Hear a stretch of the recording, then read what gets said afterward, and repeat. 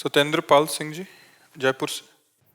आदरणीय गुरुजी, मैंने जिंदगी में बहुत बुरे कार्य किए हैं। पिछले 2 साल से आपके साथ जुड़ गया हूं तथा राधा नाम जप करना भी शुरू किया है। महाराज जी, अब मैं एक ऐसी स्थिति में हूं जहां कुंडली जागरण का मार्ग खुल गया है। मैं शरीर के सब कष्टों से ऊपर आकर ध्यान के समय कृष्णाय वासुदेव का एक माला जब तक पूरी होती है तब तक रीढ़ की हड्डी में एक सांप रेंगने लगता है, चालू हो जाता है। महाराज जी, ऐसी स्थिति में अरे तो अभी कुंडलिनी शक्ति क्यों? कुंडलिनी जानते हो, अखंड ब्रह्मचारी की ऊर्ध्वरेता की जागृत होती है।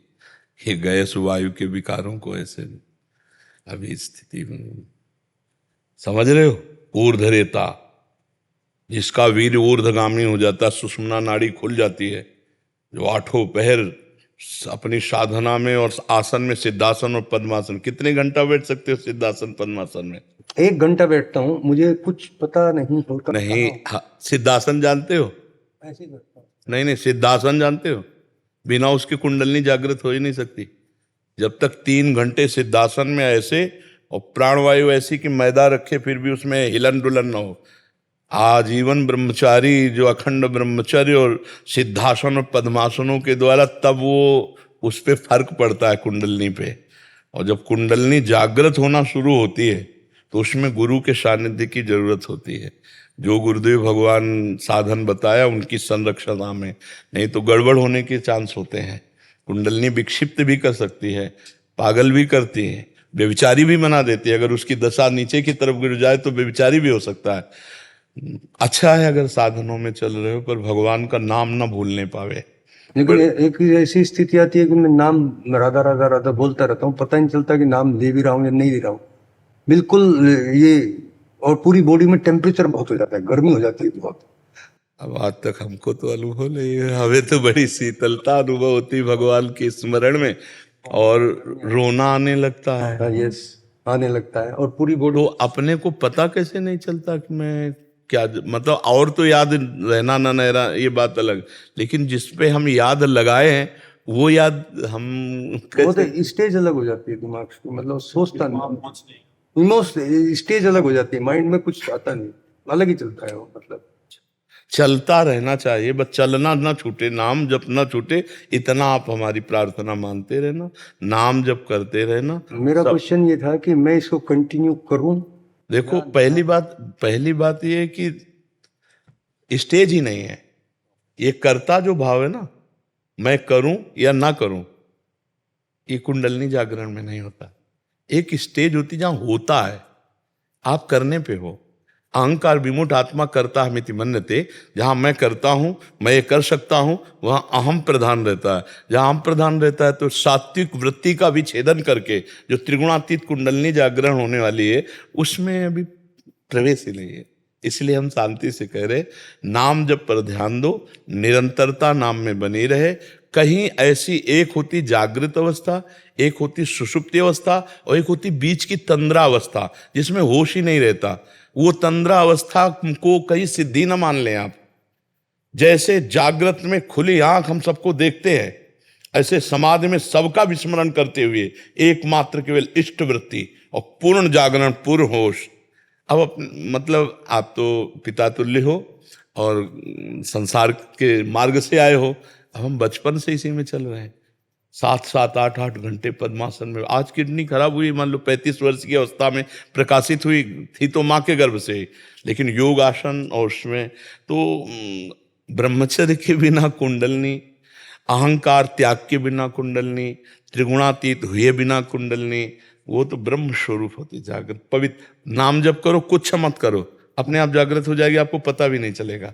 और योग के द्वारा यदि जागृत करे तो गुरु की सानिध्य की जरूरत होती है, नहीं उठा के पटक देगी। कुंडलनी उठा के पटक देगी कि पागल भी कर सकती। मीरा जी को ऐसे उठाया था कि छत में जाकर पूरी खोपड़ी लगी थी मीरा जी की, पर वो तो गिरधर के सहारे थी, संभाला गिरधर ने। कुंडलनी शक्ति जागृत होने का मतलब होता है ब्रह्म स्वरूप में स्थिति। अब हमें तुम की जागृत होती, कोई पशुओं की थोड़ी जागृत होती। प्रयासरत रहो पर नाम न छूटने पावे, हर समय नाम जो, और अपनी अनुभूति किसी से कहो मत। किससे कहोगे? परमात्मा सबके हृदय में विराजमान है। आपको किसी को जनाना थोड़ी है कि हमारी कुंडलनी जागृत होती है। ये तो अपना आनंद है ना। अपने को जैसा आनंद भगवान दे रहे हैं, हम उसे गुप्त रखें, किसी से कहे नहीं। और खूब नाम पर ध्यान रखना, नाम न छूटने पावे। नाम अगर है तो सब वास्तविक जागृत हो जाएगी। वो देखो, एक सिद्धांत होता है ब्रह्मचर्य और योग के द्वारा कुंडलनी जागृत करना, और एक होता है सुमिरन योग के द्वारा। तेषाम सतत युक्तानाम भजताम प्रीतिपूर्वकम ददामि बुद्धि योगम तम येन माम उपयांति ते। भगवान कह रहे हैं, जो निरंतर भगवान का सुमिरन करता रहता है तो भगवान सारे योग उसके अंदर प्रकाशित कर देते हैं। और वो प्रकाशित कर दे तो फिर अपनी योग्यता का उसमें कोई मतलब नहीं। हम कर रहे हैं तो फिर उसमें योग्यता चाहिए। अखंड ब्रह्मचर्य, आसनों की परिपक्व अवस्था, बिना हिले डुले 3 घंटे सिद्धासन में बैठ जाना और निरंतर परमात्म चिंतन होना, किसी भी तरह का विषय की इच्छा ना होना, ये प्रारंभिक है उसके जागने की। फिर वो जागरण जब उसकी होती है तो जैसे हमारे शरीर में जितनी गर्मी है तो उतनी शीतलता भी है। 2 तार जैसे गर्म ठंडे बिजली के नहीं होते, वो भागवतिक है। अगर ऐसा ना हो तो शरीर फट जाए, नष्ट हो जाए। तो हम जैसे साधना करते हैं तो अगर हमारी साधनात्मक गर्मी जागृत होती है तो भागवतिक शीतलता भी जागृत होती है। तभी तो, नहीं तो ऐसा थोड़ी कि बादाम हलवा खा करके उस गर्मी को समन करते हो संत महात्मा, ऐसा नहीं। और भोजन छूटता जाता है और विश्राम छूटता जाता है। न खान पान नहीं भावे है, नहीं कोमल वसन सुहावे। वो एक आनंद शीतल, उस आनंद में रात का जगना, शरीर का बैठे बैठे गर्म हो जाना, ये सब समन हो जाता है। किसी दवा की जरूरत नहीं पड़ती। भगवत मार्ग के जो विकार होते हैं वो आनंद वर्धन करने वाले होते हैं, वो नुकसानदायक नहीं होते। आप रात भर भजन कीजिए तो दिन में आपको विक्षेप नहीं पड़ेगा, दिन में आपको परेशानी, ऐसे जगोगे तो आपको परेशानी पड़ेगी। लेकिन रात भर भजन करके देखो तो एक दिन में आनंद रहेगा, वो आपको परेशानी। तो आप कहीं ऐसी सोच में ना जाए कि हम साधन कर रहे हैं तो हमारा शरीर बहुत गर्म हो जाता है। नहीं, जैसी सोचोगे वैसे ही होता जाएगा। अगर आप निगेटिव सोच करने लगे तो फिर ऐसा होने। लास्ट 2 साल से जैसे आप बोलते हो राधा दिमाग में पढ़ो जाए, हाँ उसी को पढ़ते पढ़ते ये स्थिति आई। हाँ बिल्कुल, धन्यवाद आप। हाँ आप चलो, ऐसे चलो, बहुत सुंदर है, बहुत सुंदर है। लेकिन एक दिन रात को सोते हुए सर में बहुत दर्द हुआ और पसीने आए मुझे। उसके बाद से मैंने यहाँ का आपसे मिलने का प्रोग्राम बनाया कि कहीं कोई बीमारी ना हो जाए। नहीं नहीं, डरो मत, डरो मत। नहीं, क्योंकि बहुत नींद खुली, बहुत जोर से, जैसे एक बम सा फटता है ऐसे हुआ और फिर पसीने आए सर। नहीं नहीं कुछ नहीं, शरीर की रोग अवस्था बात अलग, भगवान के मार्ग में ऐसा कुछ नहीं है। हाँ, अपने लोग तो मतलब क्या क्या तुम्हें बताएं, हर समय अकेले और भगवान संभालने वाले, रात दिन। अभी तुमसे बात कर रहे हैं और जैसे रील चलती है ना, ऐसे दिमाग में राउंड राउंड राउंड मचा हुआ है। तुमसे बात करते हुए भी इस समय 1 सेकंड में हमारा चिंतन नहीं है। तुमसे बात करते हुए भी, तुम्हें देखते हुए भी हमारे दिमाग में वो चल रहा है। तो थोड़ी देर विश्राम करना, 24 घंटे जागते रहना, हर समय बोलते रहना। सुबह से देखो ना, हम तो पागल हो जाए लेकिन हम तुम्हें ठीक कर सकते हैं। हम तुम्हें ठीक कर सकते, हम कोई पागल नहीं है। भागवतिक चिंतन ऐसा कमजोर चिंतन नहीं होता। हाँ, लेकिन गुरुजी एक स्टेज पर ऊपर वाला पार्ट एक साफा बांध दिया कर।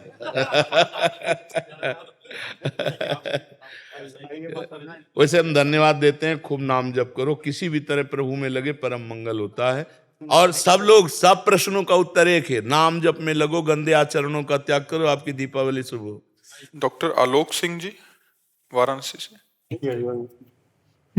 राधे राधे महाराज जी, आपके चरणों में कोटि कोटि प्रणाम। महाराज जी, मेरा प्रश्न है कि बड़े भाग मानुष तन पावा, जिस शरीर को पाने के लिए देवी देवता तरसते हैं, वो शरीर हमें मिला है। हम कैसे इस मिले हुए मनुष्य जीवन को सफल बनाएं एवं मुझ ये जीवन किस उद्देश्य को प्राप्त करने के लिए मिला है महाराज जी? देखो, चौपाई में लिखा है, बड़े भाग मानुष तन पावा, सुर दुर्लभ सदग्रंथन गावा। ये देवताओं को दुर्लभ है, क्योंकि देवता भी पुण्य भोग भोग करके मृत्यु लेके विसंति, लेकिन वो परम पद नहीं प्राप्त कर सकते, वो भजन करके भगवान की प्राप्ति नहीं कर सकते। देवताओं को दुर्लभ क्या है? आप विचार कर, एक अप्सरा उतर आए तो यहाँ का ऋषि मुनि फेल हो जाए। इतनी सुंदर, इतना सुंदर वहां का भोग विलास, मतलब विमानों पे, जैसे यहाँ घरों पे रह जाता है वहां विमानों पे रह जाता है।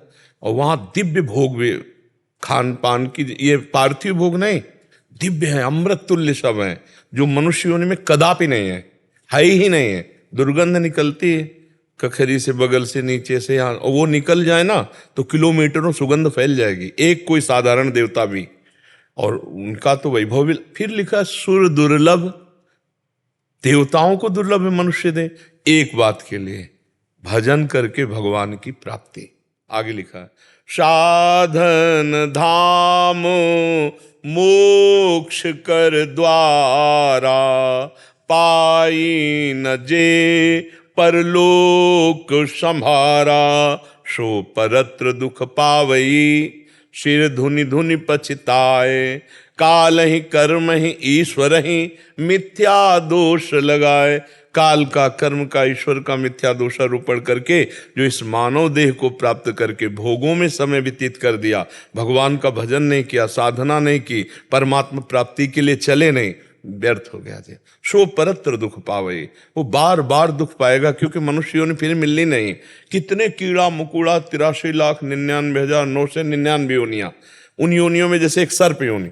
अब सर्प की कितनी क्वालिटियां हैं, कोबरा है, अजगर है, पनिया है, दुमा, कितने प्रकार के सर्प है।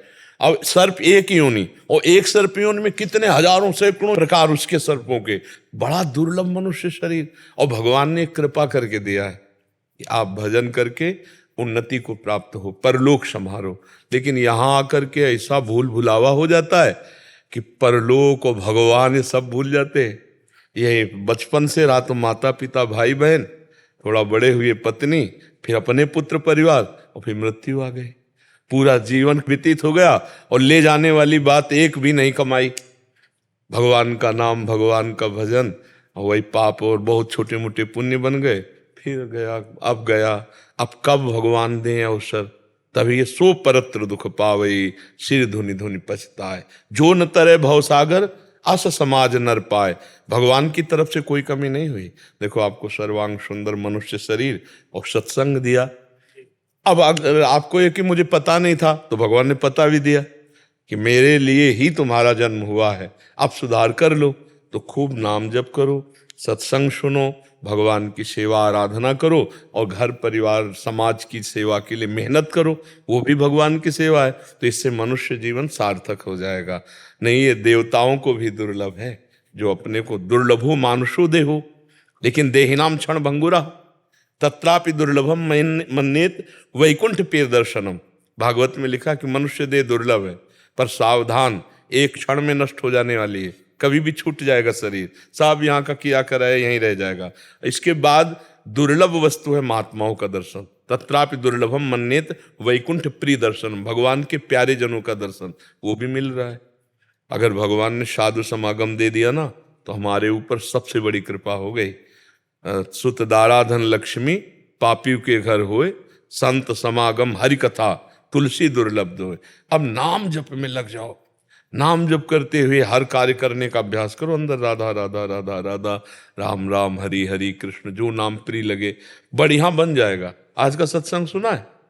हाँ, धुआधार नाम, नाम बस सर्वोपरि ला, हमारे जीवन का सार नाम है। नाम जप लो, सब ठीक हो जाएगा।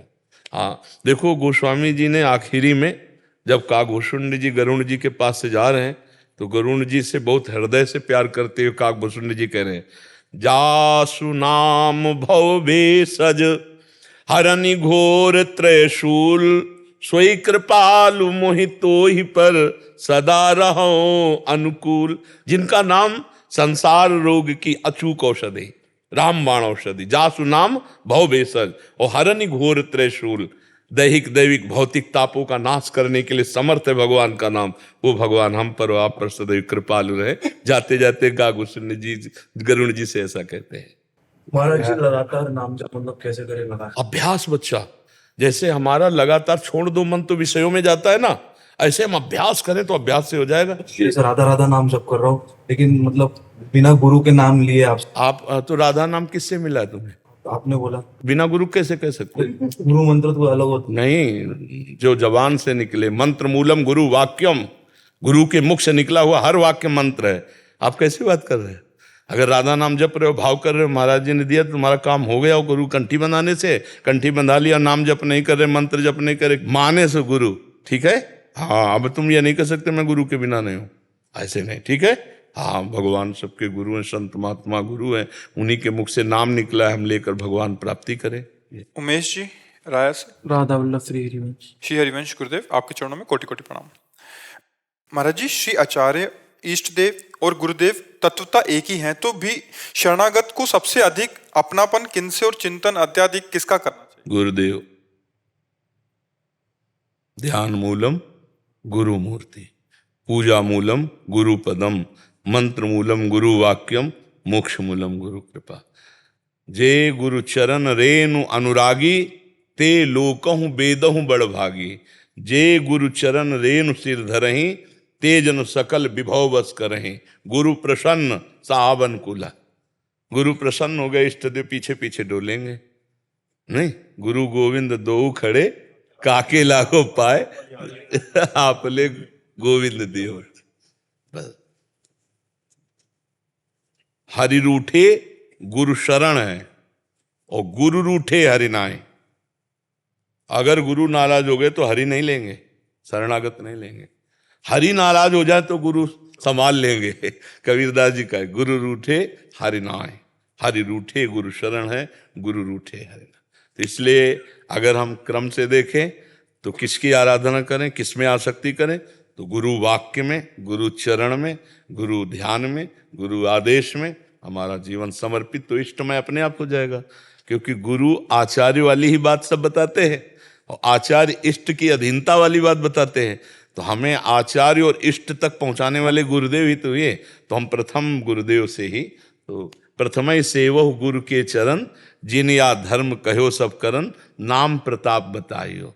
जो हरिवंश नाम अनुसरहु, निस दिन गुरु को सेवन करहु, सकल समर्पण प्राण धन, गुरु सेवा तज करें जे बान। यह अधर्म यह सब हानि, कानि नर सिकन में रहाय। गुरु गोविंद न भेद कराय, संतत सकल सुनो चित लाय। श्री हरिवंश प्रताप जस। जब गुरु उपदेश चलो यह चाल, ऐसी भक्ति करो बहुकाल। यह नौ लक्षण भक्ति के, तब हरिवंश, तब वो रसरीत, तब वो प्रेम जागृत होता है। हरि गुरु चरण सेवा अनुसरहु, अर्चन बंदन संतत करहु। दासन तन कर फल रहो, सख्य समर्पण भक्ति लहाय। ये जितना भगवान में अपने चित्त को समर्पित करने की तैयारी गुरु कृपा से करते जाओगे, उतना ही देखते जाओगे कि गुरु ही इष्ट है, इष्ट ही गुरु है। बंदो गुरुपद कंज, कृपा सिंधु नर रूप हरि।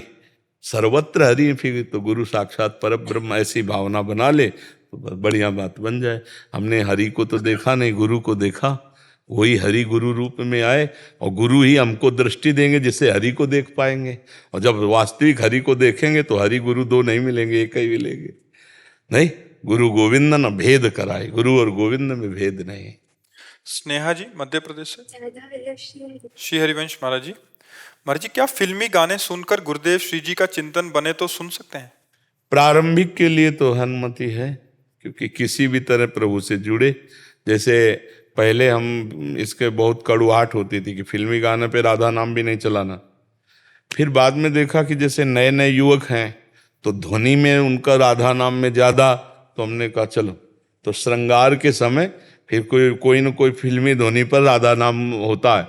तो उसमें क्या संगीत और लुभायमान चित्त होने के लिए कि चलो तो राधा राधा तो गुनगुनाएंगे, उसी में राधा राधा गुनगुनाएंगे, तो इसलिए राजी हो गए। बकाया अंदर अगर हमारे फिल्मी गाना चल रहा है तो उसमें रजोगुण है, संसारिकता है, वो हमारे भगवान के मार्ग में बाधक है। उसकी ध्वनि पर राधा नाम चल के सुखी हो रहे हो तो एन केन प्रकारेण शास्त्र सम्मत भाव कुभाव अनख आलसहु, नाम जपत मंगल दिशि दसहु। अब जैसे हम ऐसे गा रहे हैं राधा राधा राधा राधा, अब ये एक अलग बात हो गई। और कोई फिल्मी ध्वनि ले ली जो हमको गाना ज्यादा पसंद, उसमें ज्यादा मन लगेगा, नए साधक का ज्यादा मन लगेगा। संसारिक आदमी है ना, अब वो गुनगुना रहा है फिल्मी ध्वनि में, तो तो उसको गाना पसंद है और उसी गाने में वो राधा नाम गा रहा है, तो बहुत देर तक अंदर चलता रहेगा, वो गुनगुनाता रहेगा। ऐसा मतलब देखा गया है कि अपनी पसंद का जो कुछ हो और उसमें फिर नाम जुड़ जाए तो ज्यादा अच्छा, ज्यादा धुनी अंदर ज्यादा देर तक चलेगा नाम। नहीं तो जब मंत्र और नाम में रुचि हो जाती है फिर ये सब हाँ, प्रारंभिक तो मानते हैं कि प्रारंभ में जैसे नौजवान लोग हैं अपना गाड़ी में लगा दिया वैसे गुनगुना रहे हैं राधा नाम उन्हीं ध्वनि पर, अच्छा है। तो किसी भी प्रकार से भगवान का नाम कान में जा रहा है ना, मन में राधा राधा आ रहा है ना, वो मंगलमय बकाया इस ये प्रथम स्टेज के लिए स्वीकृति है। आगे के लिए फिर इसका भी निषेध है, क्योंकि रजोगुणात्मक वृत्तियां ने सीधे रोना तभी आएगा जब चित्त वृत्ति एकदम प्रभु में लगेगी।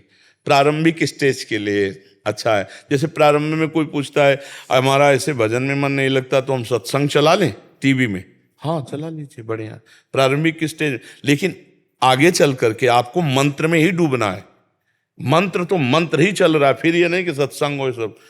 सत्संग तो सत्संग सुन रहे हैं, ध्यान पूर्वक सुन रहे हैं, और मंत्र तो फिर मंत्र जप में लगे। प्रारंभिक में कुछ छूट दी जाती है जिससे जीव का मन भगवान की तरफ आ जाए। जी अक्षय मीना जी धौलपुर से। हाँ, बताओ।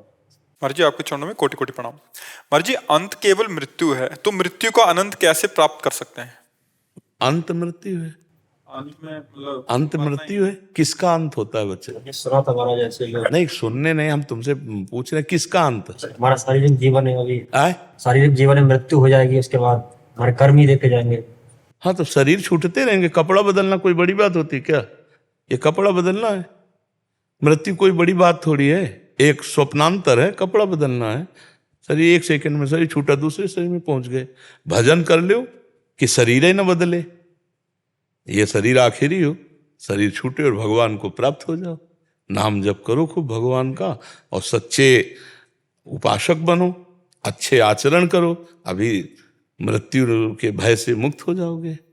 मृत्यु का भय सबको है, कोई दिमाग ऐसा नहीं जिसमें उसका भय ना हो।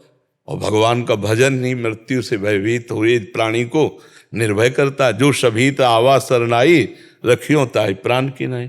और कुछ मरना नहीं होता, पंचभूत में मिल जाते हैं। अविनाशी जीव कर्म जाल लेकर के निकल जाता है, कुछ मरा नहीं। क्या मरा?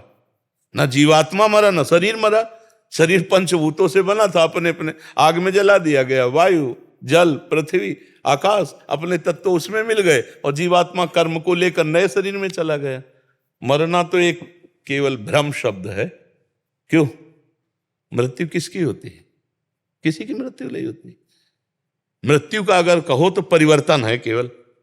शरीर के पंचभूत अपने परिवर्तन में चले गए और जीवात्मा कर्म के अनुसार दूसरे शरीर में चला गया, इसे आप मृत्यु कह सकते हो। भाई यही मृत्यु है। वो क्या मृत्यु है हमें बता? कुछ मरता हो तो बता। छूटता है, परिवर्तन होता है। तो नाम जप करो बच्चा। मृत्यु को जानने के लिए परमात्मा में स्थित होना पड़ेगा। अभी हम देह में स्थित हैं, भोगों में स्थित हैं। खूब नाम जप करो, नाम जप। हमारे दिमाग में बस एक बात चलती है, अगर नाम जप पकड़ लो तो संसार पर विजय प्राप्त कर लो। बातें बनाने से विजय प्राप्त नहीं कर सकते। जैसे हमने कहा ये गलत है, आप भी जानते हैं गलत है, पर समय आएगा तो आप टिक नहीं पाओगे, गलत कर दोगे। क्यों? क्योंकि भजन नहीं है। और भजन है तो जितनी जानकारी है उतना कदम सॉलिड पड़ेगा कि नहीं यार प्राण छोड़ सकते हैं, बहुत बार गलती की, अब नहीं करूंगा। जिद्द आ जाएगी आपके, भजन बल जागृत हो जाएगा।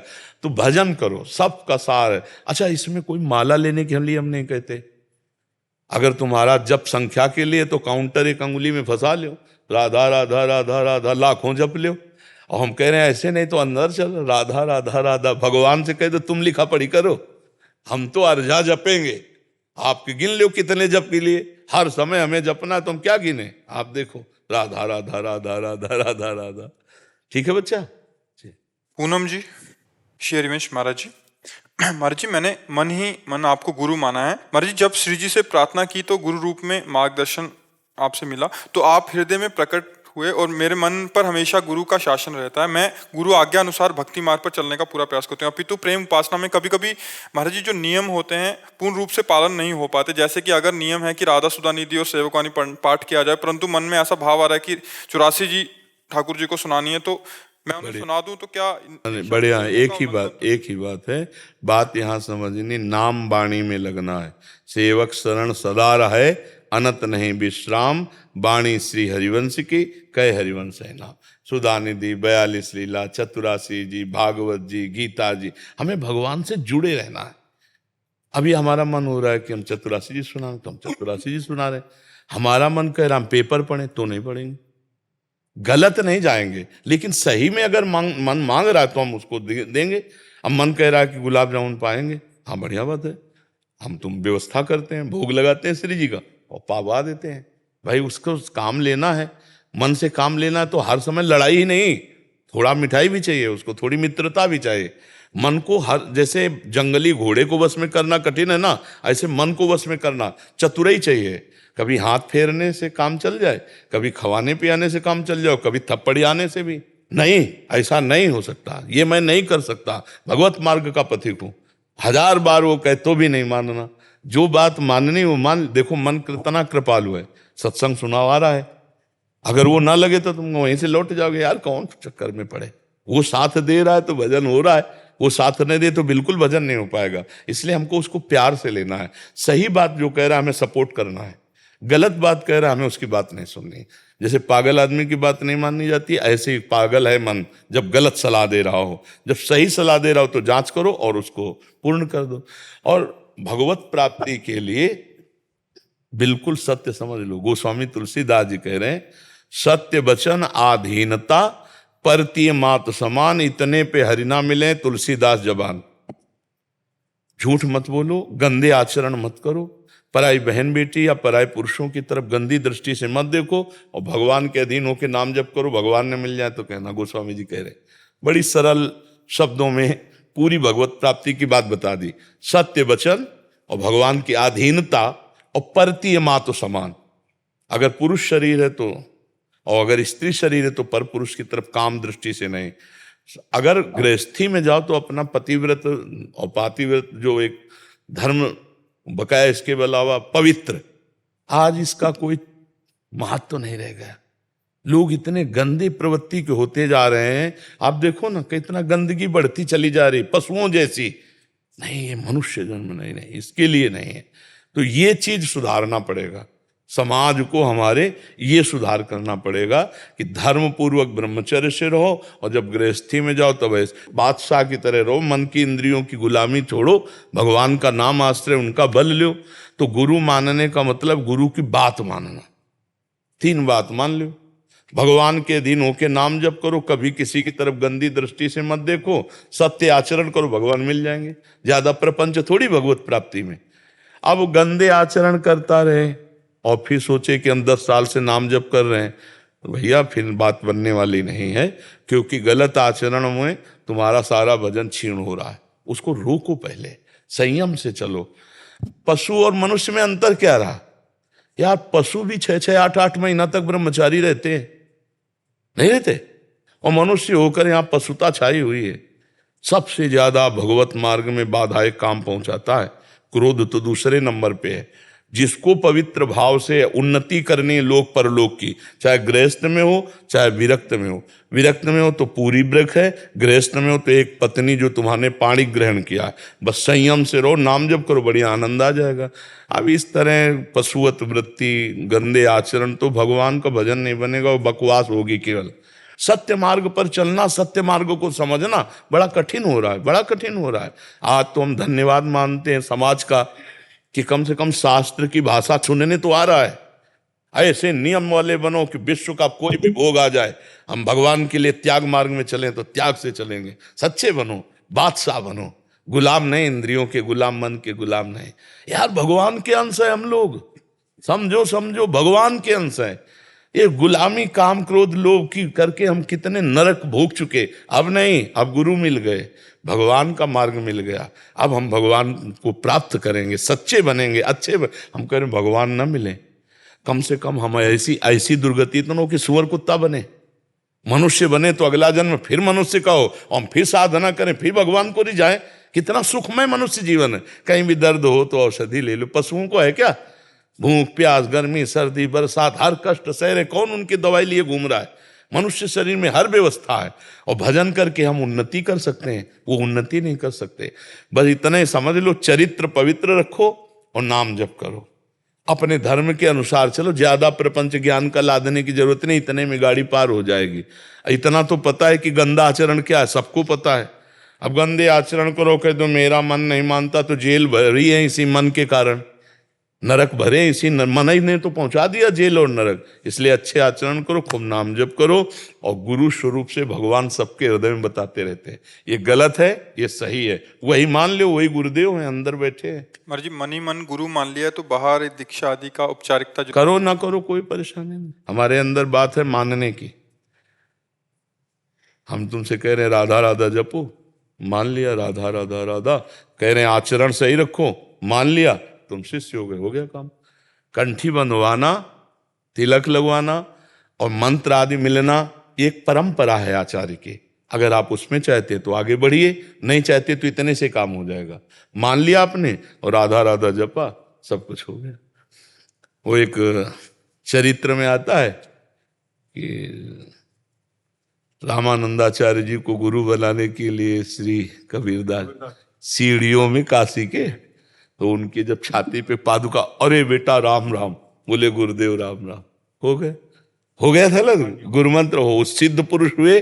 तो हमें चाहिए कि गुरु वाक्य पर विश्वास करें, गुरुदेव बोले राधा राधा, ऐसे चलो, बस हो गया, हम वैसे चल रहे। अब हमारी इच्छा है कि हम गुरु परंपरागत आचार्य वंश से जो आया हुआ मंत्र है, उपदेश है, तो फिर वो भी एक परंपरा है, उसको भी धारण किए हुए हैं। बका काम उतने में भी हो जाएगा, उतने में भी काम हो जाएगा। जो गुरु की बात मानकर चल दे और नाम जप करे, उतने से भी काम हो जाएगा। आगे इच्छा है तो फिर भाव देश में प्रवेश पाने के लिए फिर ये है शरणागत मंत्र है, निज मंत्र है, ये सब भाव देश के लिए काम, कल्याण तो इतने से ही हो जाएगा। करमवीर जी, राधा चंडीगढ़। वल्लभ श्री हरिवंश। श्री हरिवंश महाराज जी, महाराज जी शरणागति या गुरु दीक्षा के बाद शिष्य का नया जन्म हो जाता है, तो हमारे द्वारा शरणागति गुरु दीक्षा से पहले अज्ञानतावश किए गए पाप कर्म, बुरे कर्म क्या खत्म हो जाते हैं या फिर उनको भोगना पड़ता है? वो तब खत्म हो जाते हैं जब आगे ना होने पाए। अब लो नशानी अपना न सही हो, तो भगवान कह रहे सन्मुख होए जीव मोई जब ही, जन्म कोटि अघनाशों तब ही। संत सदगुरुदेव भगवान की ही तो शरणागति करते हैं, प्रभु की तो शरणागति करते हैं। भगवान के सन्मुख कर दिया तो भगवान के प्रभाव से पूर्व के सारे पाप नष्ट हो जाएंगे, तब जब आगामी पुनरावृत्ति न हो। अगर वही पुनरावृत्ति हुई तो शरणागत कहाँ हुए? शरणागत का मतलब है, जैसे गोस्वामी तुलसीदास जी कह रहे हैं, अब लो नशानी अब ना नशे, राम कृपा भव निशा सिरानी, जागे पुण्य न रसई हो, अब लो नशानी अब ना नशई हो। पायो नाम चारु चिंतामणि, उर करते न खसई हो, अब लो नशानी अब ना नशई। जो हमें गुरु जी ने नाम दिया, मंत्र दिया, अब रात दिन उसका जप करेंगे और कोई भी पापाचरण नहीं करेंगे, तो पीछे का हम तो हम सर्व पापेभ्यो मोक्षयिष्यामि मा शुचा, भगवान उसे पवित्र कर देते हैं। इसी जन्म के नहीं, अनेक जन्मों के जो संचित कर्म है उनका भी नाश हो जाता है। और क्रियमाण जो अब हमसे हो रहा है, बहुत संभल संभल के करें, कोई पापाचरण न हो, डरता रहे कोई हमसे धर्म विरुद्ध आचरण न हो जाए, बड़ा मंगलमय जीवन हो जाता है भगवान की शरण में, जब हम हृदय से शरण होते हैं। बाहरी बनावट तो दंभ पाखंड नाटक है, उसकी कोई चर्चा नहीं है। चर्चा तो सत्य की है कि जब हम सत्य में जुड़ते हैं तो हमारा परिवर्तन होना चाहिए, हम में कुछ ये होना चाहिए, अलगाव होना चाहिए ना। कंठी तिलक बांधे हैं, वही खा रहे हैं, वही पी रहे हैं, वही आचरण कर रहे हैं, तो फिर फायदा क्या होगा? संसार के सांसारिक पापी पुरुष से और शरणागत से अंतराय होना चाहिए। उसका बोलना, उसका बैठना, उसका देखना, उसका सुनना, उसका चलना शास्त्र सम्मत भागवतिक होगा, और वो मनमानी होगा, वो दुर्गति को प्राप्त होगा, ये सदगति को प्राप्त होगा। तो इसलिए बहुत सावधानी से अब लो नशानी अब ना नशई हो, तो पूर्व के पाप अहम तो हम सर्व पापेभ्यो मोक्षयिष्यामि मा शुचा, सब पापों से तुम्हें मैं बचा, और उन्हीं का बल है। अगर वो न क्षमा करें, हम भोगना शुरू कर दें तो भोगते चले जाएं, कई जन्म भोगते रहें फिर भी नहीं पार पाएंगे। क्षमा ही हमारा उपचार है। तो भगवान हमें क्षमा कर दें, हम उनकी शरण में उनका नाम जप करते हैं, भूल से पुनरावृत्ति हो जाए तो तुरंत हृदय में जलन करे, भगवान से फिर प्रार्थना करे कि आप ही संभालो, हम तो बार बार बचना चाहते हैं लेकिन गिर रहे हैं, नाथ आप संभालो। भगवान से एकांत में प्रार्थना करना चाहे, वो सर्वंतर्यामी सर्वज्ञ सर्वत्र विराजमान प्रभु प्रार्थना सुन लेंगे तो हमको काम क्रोध आदि दोषों से बचा लेंगे। अपनी सामर्थ्य कितनी है, थोड़ा दींग हाका मुंह भरा गिर गए नहीं, हाँ, तो इसलिए भगवत शरणागति, भगवान का आश्रय, यही सबसे बड़ा बल है। और वही सब बात बना देंगे, पक्का बनाना ना होता तो घसीटे काहे को। देखो किसी आदमी ने जब निमंत्रण दिया और बैठाला और पत्तल डाल दिया, थोड़ा विलंब हो रहा है तो ऐसा मत सोचो कि केवल पत्तल ही पड़ा रहेगा, हलवा पूड़ी भी आएगी। ऐसे ही हम संसार में भूले हुए थे, हमको घसीटा अपनी तरफ सत्संग के द्वारा, अपनी शरण में लिया तो ये दोना पत्तल बिछा दिए, तो अब आनंद भी देंगे ना, भगवद आनंद भी देंगे। हम धैर्य धारण करें, गलत आचरणों में ना जाएं, भगवान के दासों का जो रहनी है वैसे हम रहें, मनमानी आचरण ना करें। तो जहाँ साधक मनमानी आचरण करता है भ्रष्ट हो जाता है, भगवान से विमुख पहले भी था, सम्मुख होने की हवा आई कृपा की, फिर विमुख हो गया। अगर हम विमुख होने का आचरण न करें तो भगवान हमको कभी त्याग नहीं सकते, भगवान का स्वभाव नहीं। एक बार जिसे स्वीकार कर लिया उसका मंगल कर दिया। और वो ऐसे हैं कि दिखाई नहीं देते लेकिन सब में है और सबके हैं, सब समय है, सब जगह है। ऐसा दोस्त कहाँ मिलेगा, पर वो हैं अव्यक्त, भजन से उनको व्यक्त किया जाता है। जितना भजन करोगे उतने सानिध्य का अनुभव होगा कि भगवान हमारे सानिध्य में। जी महाराज जी, आपने मतलब पहले भी मेरे को कहा था नाम जप करने को, तो मैं कर रहा था, लेकिन महाराज जी जब भी मतलब कर रहा था, मैं नहीं आना, कर रहा हूं, अभी भी कर रहा हूँ, लेकिन मतलब महाराज लेकिन नहीं लगना, जैसे प्राणपन से लगा जाता है। ऐसे थोड़ी मन को परास्त करना कोई खेल है। जब तक वो, मुझे तो टेंशन होता रहता है, जो कौन सा टेंशन, खाली जगह टेंशन, भरी जगह तो टेंशन कहाँ। जैसे महाराज जी, जैसे मैं मतलब 2 साल से कोटा में तैयारी कर रहा हूँ, अभी मतलब 2 साल से नहीं हुआ, अभी 3रा साल, इस बार भी नहीं होगा तो क्या होगा। कुछ नहीं, वही एक क्षेत्र है, इसका मतलब इसके बाद शरीर छोड़ दे। या ऐसे मूर्खतावत बच्चे तो अपने शरीर का आघात कर लेते हैं। हर एक जगह हम परास्त हो गए तो क्या हमारा जीवन ही नहीं रहा, हम पढ़ाई नहीं पढ़ पाए, हम ग्रेजुएट नहीं हुए तो हमारा जीवन नहीं हुआ। तो नहीं महाराज जी, मेरा मतलब है कि नाम तक छूट जाता है, टेंशन होता है कल एग्जाम है, क्या होगा, ये होगा। टेंशन क्यों लेते हैं यार, समय से पढ़ो और भगवान का स्मरण करो, और आएगा तो पढ़ाई के अंदर ही। बच्चा अगर ब्रह्मचर्य ठीक है और आप नाम जप कर रहे हो तो एक बार सुना दिया जाए हमको तो हमारे दिमाग में टेप हो जाएगा। स्मृति ब्रह्मचर्य में वो पवित्र स्थिति है। तभी तो हम कह रहे हैं आज के जो बच्चे हैं ना, ब्रह्मचर्य का नाश करते हैं, स्मृतिहीन हो रहे हैं। अब डर लगता है परीक्षा से, परीक्षा ऐसे फेल हम कैसे हो जाएंगे। अगर हमसे चूक हुई है और हम फेल हो जाते हैं तो बर्दाश्त है, अगली बार हम फिर और पढ़ाई पढ़ेंगे, अगली बार हम और हिम्मत करेंगे। हम भगवान के अंश से हारने वाले नहीं हैं। ये बिल्कुल किसी भी बच्चा के मन में नहीं रहना चाहिए फेल हो गए तो क्या होगा, क्या हो गया, यही जिंदगी है, इतनी जिंदगी है। आप विचार करो, भगवान ज्ञान समुद्र, जब उनसे हम जुड़े हैं तो हर ज्ञान, हर व्यवस्था, कि अगर विद्यार्थी परास्त हो जाता है पढ़ने में तो जीवन नष्ट करने की नहीं सोचना। एक जीवन ऐसा जो जगत में प्रकाशित हो जाएगा। भगवान के आश्रित हो, कोई व्यापार कर लो, हम एक नौकरी कर लेंगे, अपने जीवन को थोड़ी नष्ट करेंगे। हम छोटे से छोटा कार्य कर सकते हैं और भगवान हमारे साथ है तो बड़ाई उनके हाथ में, वो बड़ा करा दे। जिसको बड़ा बना देते ना भगवान है। मच्छर को ब्रह्मा बना दे, ब्रह्मा को मच्छर बना दे, मूर्ख को विद्वान कर दे, विद्वान को मूर्ख कर दे, एक क्षण की बात है। तो ये भरोसा तो बना रहना चाहिए ना। हर जगह फेल है लेकिन एक जगह पास है। हे भगवान मैं आपका हूं, वो उठाएंगे, वो आपको प्रकाशित करेंगे। बिल्कुल परास्त होने की बात नहीं है। और दिमाग में प्रसन्नता रखो, जो होगा मंगलमय होगा।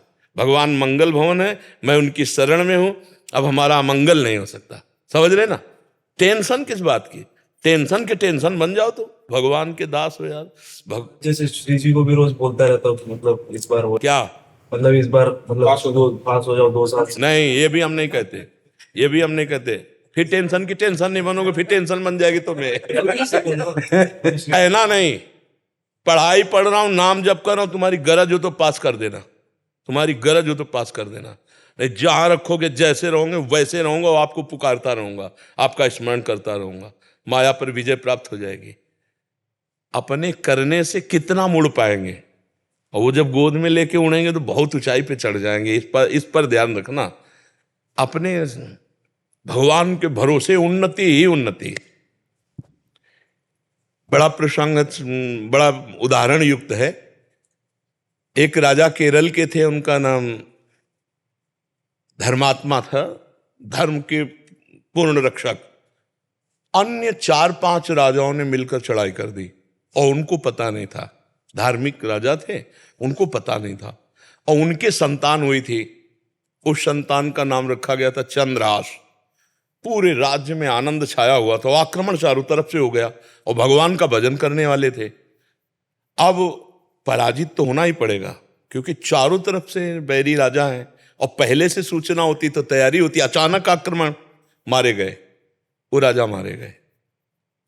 अब रानी ने देखा कि पूरे महल पर आक्रमणकारी आ गए, तो दासी से पैर पकड़ा और कहा, तू ही बचा सकती है मेरे बेटे को, भगवान तुझे सामर्थ्य दे। और महल में काट मार मचाए हुए थे कि कोई भी वंश का नहीं बचना चाहिए। दासी ने बहुत प्रवीणता की और टोकरी में, जिसमें दोना पत्तल डाले जाते हैं, ऐसे डालकर नीचे बालक चंद्रहास, और निकली। तो सैनिकों ने कहा क्या है? तो ऊपर से ऐसे दिखाया कि दोना पत्तल है। उनका निकलने दो, ये तो दासी है, राज परिवार का कोई नहीं बचना चाहिए। सब रानी, सब पूरा परिवार मार डाला। वो भाग करके दूसरे राज्य में पहुंची। बहुत प्रवीण थी, दासियां बहुत प्रवीण होती हैं। तो धृष्ट बुद्धि नाम के जो उस राज्य के मंत्री थे, उनकी शरण में गए, उसको राजकुमार बचाना था। तो उसने स्पष्ट कहा, मैं केरल के राजा की दासी हूं और ये मेरा पुत्र है, मैं हर कार्य में प्रवीण हूं, आप चाहे जिस दास्ता में रख लें। उस मेरे राज्य में सब विध्वंस हो गया, ये नहीं बताया कि राजकुमार है, मेरा पुत्र है और मैं इसकी रक्षा करना चाहती हूं आपकी शरण में रहकर। उन्होंने कुछ परीक्षाएं ली, तो दासी कला में तो प्रवीण थी, उसे दासी बना के रख लिया। और वो बालक राजमंत्री के घर में। भगवान जिसकी रक्षा करते हैं, ध्यान से सुनते रहो, भगवान किस हालत में पहुंचा दिया कि बिल्कुल मिटिया मिट। अब देखो उनकी उन्नति। अब एक दिन दृष्ट बुद्धि की पुत्री थी, उसका नाम था विषया। वो उसका जन्मदिन उत्सव मना रहे थे, तो बड़े बड़े विद्वान सब आए हुए थे। तो पुत्री का हाथ दिखाया, तो विद्वानों ने ऐसे रेखा देखी और लड़के को देखा खेलते हुए, चंद्रहास जी को। तो उनका, इसका पति तो ये होगा। तो एकदम अपमान लगा ना, राज्य मंत्री और उस दासी पुत्र। तो उस समय तो कुछ नहीं बोला, जो सब सभा गई, सो जल्लाद बुलाए और कहा इसको काट के फेंक दो जंगल में जाके। अब दासी की क्या चाल, अब वहां दासी को पता भी नहीं चल पाया, चंद्रहास जी को गायब कर दिया। अब चंद्रहास जी को जंगल में ले गए और उनको देवर्षि नारद जी ने, जब यहां दासी पुत्र बन करके रह रहे थे, तो एक छोटा सा शालिग्राम दिया था। कहा था मुख में रखे रहना, चरणामृत पान करते रहना और कृष्ण कृष्ण कृष्ण ऐसा बोलते रहना।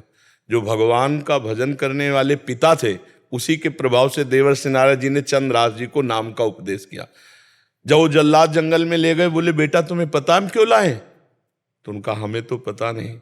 तो उनका तुम्हें मारने लाए हैं, मंत्री का आदेश है। तो उनका हमने कोई गलती की है क्या? तो उनका नहीं, उनका आदेश है और हम जल्लाद हैं, हमारे दया है नहीं। पर तुम्हें देखकर ऐसा लगता है कि क्यों मारूं, पर तुम्हें छोड़ दूंगा तो हमारी नौकरी चली जाएगी, हमें फांसी में चढ़ा देंगे। मैं मारूंगा नहीं तुम्हें। उन्होंने देखा तो 6 अंगुली थी, 1 अंगुली काट ली और कहा राजा को दिखाऊंगा जाके कि तुम्हारा वध कर दिया, पर तुम यहां से भाग जाओ। तो काटने से खून निकला, वो वहीं मूर्छित होके गिर गए। कृष्ण कृष्ण कृष्ण कृष्ण कृष्ण, और वो जल्लाद वापस अंगुली दिखाए कि मैं उनको मार डाला हूं। हुमा नाम का एक पंक्षी होता है पहाड़ में, वो परम पवित्र, अगर अपने पंख कर ले तो राजलक्ष्मी उसके चरणों में आ जाए। वो आकर के बैठ गया चंद्रहास जी के ऊपर। हुमा नाम का पंक्षी ये पहाड़ों में होता है, भगवत प्रदत्त किसी भाग्यशाली के ऊपर उसका। अब वो अपनी छाया में, उनका वो मूर्छित बेहोश, कोई जंगली पशु ने अटैक नहीं किया चंद्रहास जी पर। इतने में चंदनवती नाम के राज्य का छोटा राजा, दृष्ट बुद्धि जो बादशाह के मंत्री थे, उनके यहां वो कर देने जा रहा था। उसने बहुत आराधना की थी लेकिन पुत्र नहीं हुआ था। तो रास्ते में दृष्टि गई कि हुमा नाम का पंक्षी किसको घेरे हुए। तो जब गए तो देखा चंद्रहास जी सुंदर राजकुमार और अंगुली कटी हुई, तुरंत पट्टी बांधी और लेकर के वापस चले गए। वहां नहीं गए कर देने। बड़ा उल्लास मनाया कि भगवान ने तो, हमने इतनी आराधना की, हमारे पुत्र नहीं हुआ लेकिन भगवान ने पुत्र दिया, मैं इसे राजकुमार पदवी देता हूं।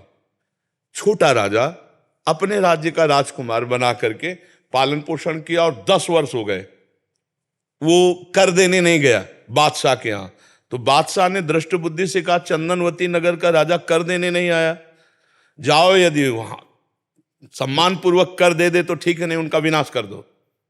मंत्री पूरे परिकर सहित आक्रमण किया। तो चंदनवती राजा का ऐसा वैभव था कि जब से चंद्रहास जी उनके यहाँ राजकुमार बने उनको डर ही नहीं था, क्योंकि चंद्रहास जी भगवान का भजन करने वाले। तो दृष्ट बुद्धि नजदीक आया और कहा कर दे दो नहीं तो युद्ध करो। तो उनका वैसे युद्ध की जरूरत नहीं, पर हम तुम्हें कर नहीं देंगे, हम समर्थ राजा हैं। चंद्रहास जी ने इशारा किया कि विरोध नहीं। चंद्रहास जी ने कहा कि हम स्वयं कर देने के लिए तैयार हैं, आप शांत रहिए। उसकी दृष्टि में दृष्टि मिली तो उसने कहा, ये वही बालक है, क्योंकि नेत्र इसके वही है जो उनके घर में रहा था दासी पुत्र बल करके। तो चंदनवती के नरेश से कहा कि तुमने इस बालक को कहां पाया। तो उन्होंने पूरी बात सुनाई। तो उन्होंने कहा अरे फिर तो जो प्रारब्ध है वो होके रहेगा, ये मेरी बेटी का दूल्हा, अरे इसको मैं दूल्हा नहीं बनने दूंगा। उसने कहा मैं कर माफ करता हूं, केवल तुम एक बार बादशाह के सामने जाओ, पहले तुम नगर में जाओगे हमारे घर, वहां तुम्हारा स्वागत होगा और इसके बाद तुम बादशाह के पास जाओगे। का स्वीकार है। राजा को मना लिया चंदनवती नरेश को कि महाराज आप चिंता मत कीजिए। और पहले था कि अगर पत्र लिख दिया जाए तो जिसके लिए लिखा जाता था धर्म कहता था बीच में खोल के नहीं पढ़ना, उन्हीं के वध के लिए उन्हीं को पत्र लिखा। और उनके जो बेटे थे उनको लिखा कि बेटा ये पुरुष जिसको मैं भेज रहा हूं जाते ही विष दे दिया जाए, जाते ही भोजन में विष, हलाहल तुरंत मर जाना चाहिए। तो उन्होंने ऐसे खोस लिया मुकुट के साइड में और गए। भगवान की इच्छा उस दिन उपवन में उन्होंने अपना घोड़ा रोका कि थोड़ी देर बाद चले जाएंगे उपवन में। और उपवन था वो राजकुमारियों का, और उसमें आई थी उनकी बेटी जिसका नाम था विषया। खेल खेल में देखा कि कोई राजकुमार ऐसे विश्राम कर रहा है मेरे राज्य में। नजदीक गई, चिट्ठी देखी, चिट्ठी निकाली, खोली, लिखा था कि जाते ही विषया विष दे देना, जाते ही विष दे देना। तो पिताजी की बुद्धि खराब हो गई, इतना सुंदर राजकुमार इसको विष दे देंगी। उसका नाम विषया था, तो विष के आगे केवल या बनानी थी, तो काजर की रेख से जो दूब का ऐसे लेके वैसे काजर करके या बना दिया विषया। जाते कुछ बिना बेचारे जाते ही विषया दे दे, और बस खोज दिया, चली गई। देखो भगवान का विधान। अब वो जब जगे तो वहां गए तो जो दृष्ट बुद्धि का पुत्र था बड़ा धर्मात्मा था, उसने आदर सत्कार, उनका पिताजी ने आपके पत्र दिया। जो पत्र देखा तो उन्होंने कहा पंडितों को बुलाओ, तुरंत ब्याह करो। पिताजी कहा जाते ही विषया दे देना। अब बेटी से ब्याह हो गया, 2-4 दिन हुए, कोई सूचना नहीं पहुंची। तो दृष्ट बुद्धि ने कहा मामला क्या है। वो जब लौट के आए तो बड़ा पूरा नगर सजा था, उत्सव हुआ। उनका क्या उत्सव। बोले आपकी बेटी का ब्याह हो गया। किससे। बोले आपने राजकुमार भेजा था। अब उनको समझ में आया कि प्रारब्ध इतना बलवान होता है। जब घर के अंदर गए तो देखा बेटी, और तो उसने कहा तुम्हें जिंदा तो नहीं रहने दूंगा। मन में सोचा चाहे बेटी भी दवा रहे। 4 जल्लादों को बुलाया और कहा देवी के मंदिर में जाओ। और उसे कहा बेटा अब तो दामाद हो गए हो तुम, पहला पूजन हमारे यहाँ देवी का होता है, अकेले जाया जाता है। उनको भय तो था नहीं, भगवान के तो भक्त थे। बोले आप पूजन करके आओ, बहुत प्रसन्नता हुई कि आप जैसा दामाद। और अंदर से जल रहा था और उधर 4 जल्लाद लगा दिए देवी के मंदिर में। अभी अकेले देवी के मंदिर में, और इधर जो बादशाह था, बादशाह से पंडित लोग विचार के कह रहे हैं कि इस समय यदि आप राजगद्दी पर बैठेंगे तो अकाल पड़ जाएगा, आपका विनाश हो जाएगा। इस समय कोई दूसरा तत्कालीन राजा होना चाहिए, कुछ क्षण के लिए ही चाहे। तो उनका कौन हो सकता है। तो वहां दृष्ट बुद्धि के जो बेटे थे वो वहां किसी कार्य से, उन्होंने कहा हमारे जीजा ऐसे हैं बड़े तेजस्वी प्रतापवान, आप देखेंगे तो उनका इसी समय लाओ। तो वो दौड़े, पूछा कि कहाँ है, बोले देवी पूजन करने गए, बाहर से ही पता चला। वो दौड़ के गए और बोले देवी पूजा हम कर लेंगे, तुम जाओ, बादशाह बुला रहा है। अब ये जो मंदिर पहुंचे सो काट के फेंक दिए गए, और वो बादशाह के पास गए, बादशाह ने तत्काल ताज रख दिया। दृष्ट बुद्धि को बुलाया कि नए राजा के स्वागत के लिए आप आइए। अब वो तो बादशाह है, सामने जो ही पहुंचे तो दृष्ट बुद्धि कांप गए। इशारे से पूछा कि हमारे पुत्र कहाँ हैं, बोले देवी पूजन। अरे बोले वो तो मार डाला गया होगा, पता लगा तो मार डाला गया। तब वो जाको राखे साइया मार सके न कोई, बादशाह बना ना। अगर भगवान रक्षक, भगवान जिताने वाले तो कोई परास्त नहीं कर सकता। हर विधान उल्टा होता चला जाता है, और अगर भगवान से विमुख हो तो चाहे जितनी उन्नति हो उसका परिणाम कुछ नहीं होगा, या हम मर जाएंगे, सब छूट जाएगा। नाम भगवान का, आश्रय भगवान का, वो उठाते हैं तो उठाते चले जाते हैं ना। तो कभी भी डिस्टर्ब नहीं होना चाहिए। ये बात कभी नहीं लानी चाहिए कि मैं शरीर छोड़ दूं किसी भी विषय में, हार जाए या किसानी में कोई व्यवधान या पढ़ाई में। अरे हम फिर जीतेंगे यार, संघर्ष ही जीवन है। उसके लिए थोड़ी है कि जीवन ही नष्ट कर दो, तो जीवन नष्ट करने के बाद वहां कोई विश्राम स्थल थोड़ी बना है, फिर भेज दिए जाएंगे नीची योनियों में। क्या क्या कष्ट होता है। आप देखो ना, ये मुर्गा मुर्गी बकरा बकरा जीवात्मा तो लोग कैसे जिंदा भूंज रहे हैं, कितना दया खत्म हो चुकी है, जिंदा भूंज रहे हैं, खा रहे हैं, शरीर बढ़ा रहे हैं, मरेंगे, नरक जाएंगे। तो हमें कोई मनुष्य जन्म मिला है, अब इतना भजन कर लेना है कि इससे नीचे न गिरे। अगर चांस मिले तो पुनः मनुष्य बने और धर्म पूर्वक अपने राष्ट्र की सेवा करें, समाज की सेवा करें, भगवान का भजन करके जीवन पवित्र बनावें।